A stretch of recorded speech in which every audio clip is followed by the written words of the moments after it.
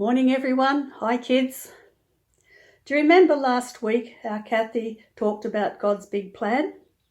The plan that would eventually lead to the coming of God's King. This morning we begin a beautiful story about a young woman named Ruth. And as we follow the story each week, we will see how her life fits into that plan in a most unlikely and amazing way. Remember, God promised Abraham that he would be the start of a great nation, the Israelites, and that they would live in a land that God would give them. By the time we get to the book of Ruth, the Israelites had arrived in the promised land. God had rescued them out of Egypt and brought them safely across the desert. It defeated their enemies again and again and again, and they were finally settled in the land that God had promised them. But at the beginning of this book, we learn that the land had been hit by famine and there was hardly any food or water. The Bible also tells us that at the time of this story, people had stopped trusting God. And in those days, there was no king in Israel, and everyone did what was right in their own eyes. And that's where this story begins.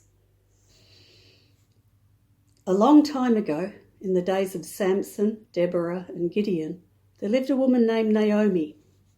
Naomi was an Israelite, and she lived in Bethlehem. She lived with her husband Elimelech and their two sons, Mahlon and Chilion. But things were not good in Bethlehem. There was a famine. Food was hard to find. Naomi's family were very hungry. Instead of trusting God to provide for them, they packed up and left Bethlehem. They walked along the windy road, up little hills, around the Dead Sea, over the mountains till they reached the land of Moab. But when they arrived in Moab, Naomi's husband Elimelech died. Not long after, Mahlon and Chilion married two Moabite women, Ruth and Orpah.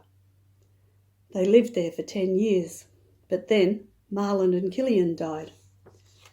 Naomi was left without a husband and without her sons, and she was very, very sad.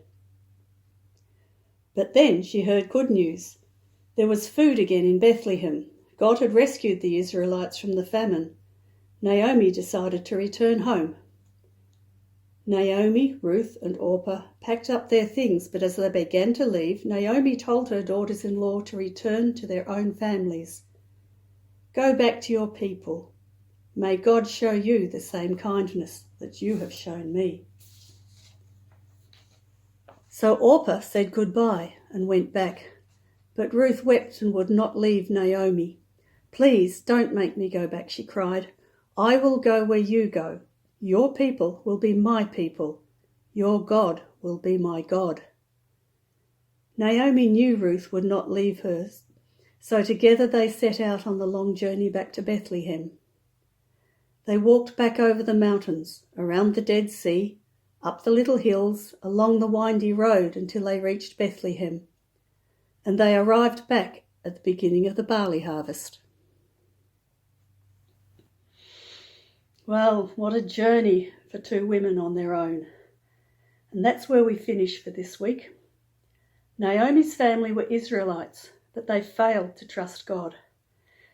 They failed to trust that God would provide for them in the time of famine.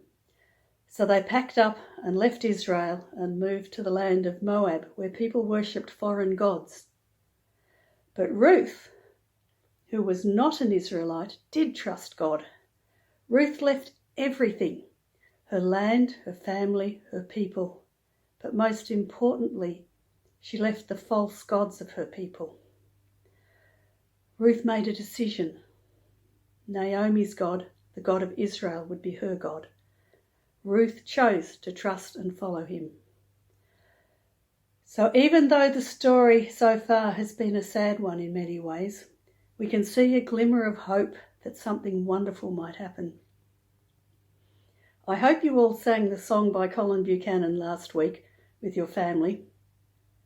No matter what things go wrong, remember the Lord. Remember that he is in control and he's watching his children and he cares. So remember the Lord.